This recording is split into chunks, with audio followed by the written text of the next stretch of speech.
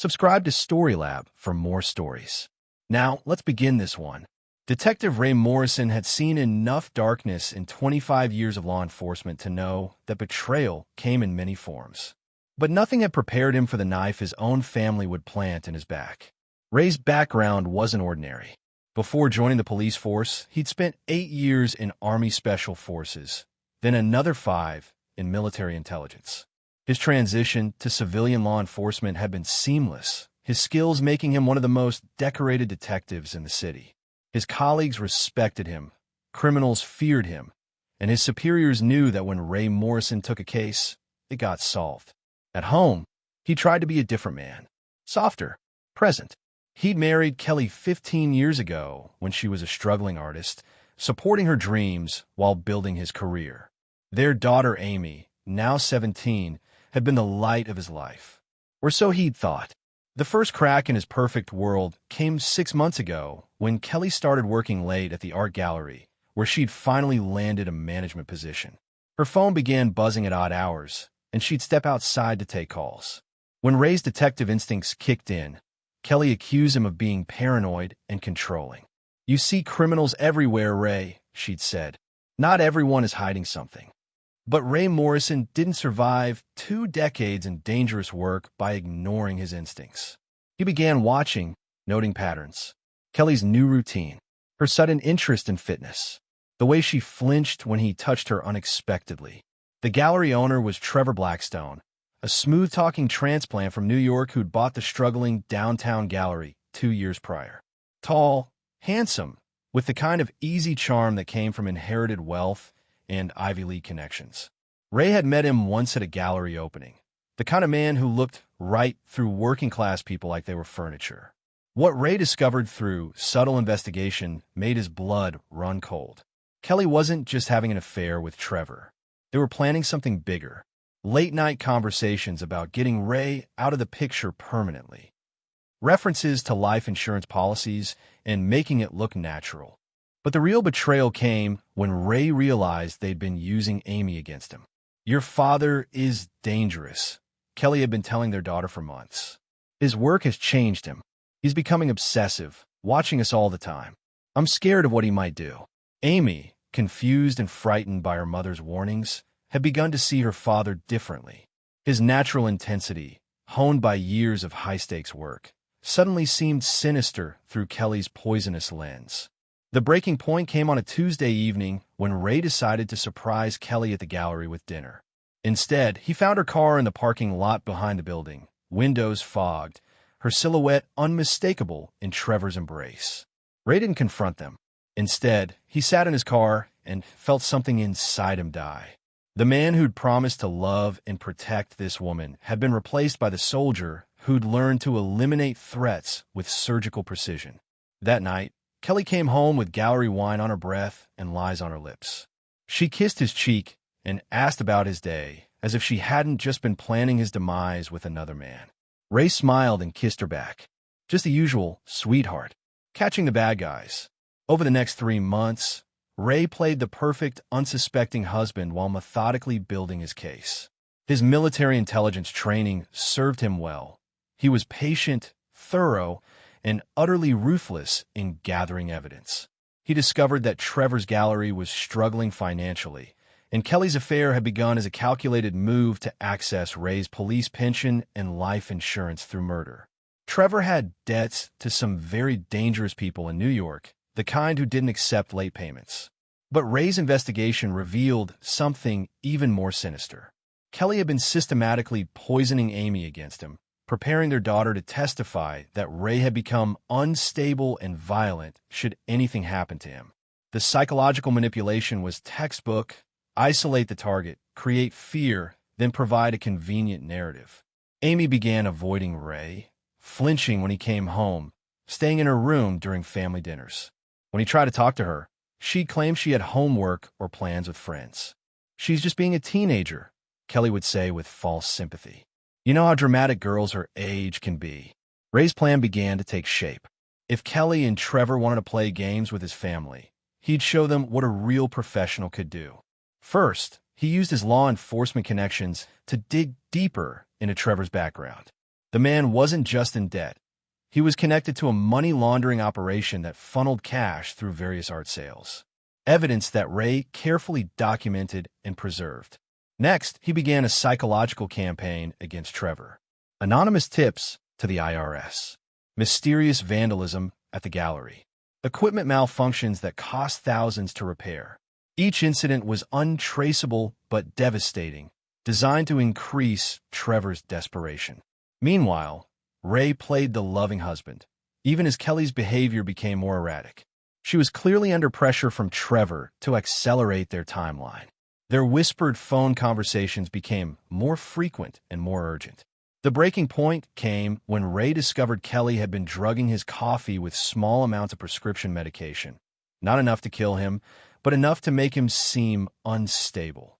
She was building a medical history of episodes to support her eventual claim that Ray had become dangerous. That's when Ray decided it was time for the final act. He planted evidence that made it appear Trevor was stealing from the gallery's legitimate clients, while simultaneously feeding information to Trevor's creditors about the man's exact location and financial situation. The pressure from multiple directions would force Trevor and Kelly into making desperate, stupid moves. The trap was set. Now Ray just had to wait. The first domino fell when Amy, manipulated by months of Kelly's poisoning, made the call that would change everything. My daughter reported me to the police for stalking her at work. My creepy dad won't stop following me. She cried. Ray had been expecting this. Kelly had convinced Amy to get a summer job at the gallery, and Ray's occasional drive-bys to check on his daughter's safety had been twisted into something sinister in Amy's frightened mind. The officers arrived and began questioning me. I handed them my credentials without saying a word. Ray's badge and identification told the whole story. Detective Ray Morrison, 25 years of service, commendations from a mayor, the governor, and 3 different federal agencies. The responding officers were young, but they knew a legend when they saw one. The sergeant looked at them and immediately saluted. "Sir, we had no idea." He turned to my daughter. "Miss, your father isn't stalking you. He's conducting an undercover investigation of this gallery for money laundering and fraud." The lie rolled off Ray's tongue with practiced ease. My daughter's face went pale. "Dad, I'm sorry, MOM told me to." She started to say. Amy stopped herself, but the damage was done. In front of 2 police officers, she'd just revealed that her mother had coached her to make the false report. Ray put a gentle hand on his daughter's shoulder. "It's okay, sweetheart. You didn't know, but we need to get you somewhere safe now." What happened next unfolded with military precision. Within hours, federal agents raided the gallery based on Ray's carefully documented evidence. Trevor was arrested on multiple charges, and his New York creditors, who'd been tipped off about his location, were waiting for him when he made bail. Kelly arrived home to find Ray sitting calmly at their kitchen table, divorce papers spread before him, along with copies of recorded conversations between her and Trevor discussing Ray's murder. "You always underestimated me," Ray said quietly. "Thought I was just some dumb cop who'd never figure it out." Kelly's face went white. "Ray, I can explain." "No need. I've heard everything. The affair, the murder plot, the systematic abuse of our daughter's trust. Trevor's already given up everything to try to save himself, including your part in his money laundering scheme." Kelly's legs gave out. She collapsed into a chair, realizing the scope of what Ray had uncovered. "Here's what's going to happen," Ray continued, his voice carrying the cold authority of a man who'd interrogated terrorists. "You're going to sign these divorce papers. You're going to confess your role in the conspiracy to murder me. And you're going to voluntarily surrender custody of Amy. And if I don't," Ray's smile was arctic, "then I release the recordings to the district attorney, and you spend the next 20 years in prison for conspiracy to commit murder. Your choice." But Ray wasn't finished. Over the next weeks, his revenge expanded beyond just Kelly and Trevor. Trevor's art connections in New York, the same people who'd helped launder money through the gallery, found themselves under federal investigation thanks to evidence Ray had methodically gathered. Trevor's desperate attempts to negotiate his way out of trouble only implicated more people, destroying his entire network. Kelly discovered that Ray had been feeding information about her affair to her family, her friends, and her professional contacts for months. Her reputation in the art community was destroyed. The woman who'd once dreamed of being a respected gallery owner found herself unemployable and socially isolated. Amy, once she understood how she'd been manipulated, moved in with Ray full-time. The father-daughter relationship that Kelly had tried to poison slowly began to heal as Amy realized who her father really was. Not a dangerous man, but a protector who'd been trying to save his family from threats they couldn't even see. 6 months later, Ray stood in the courtroom as Trevor was sentenced to 15 years in federal prison. The man's New York creditors had ensured that even if he survived his sentence, he'd have nothing left to return to. Kelly received 8 years for her role in the conspiracy, her tearful pleas for mercy falling on deaf ears. Ray felt nothing as she was led away in shackles. After the sentencing, Amy met Ray outside the courthouse. "Dad," she said, her voice still carrying shame. "I'm sorry I believed her. I'm sorry I called the police on you." Ray pulled his daughter close. "You were protecting yourself from what you thought was a threat. That's what I taught you to do. I'm proud of you for being strong enough to survive what she put you through." Amy looked up at him. "Are you ever going to forgive Mom?" Ray's expression hardened.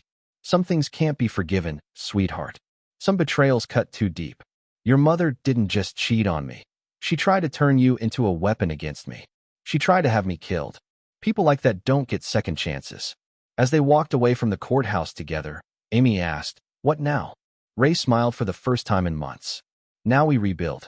Just you and me. The way it should have been from the beginning."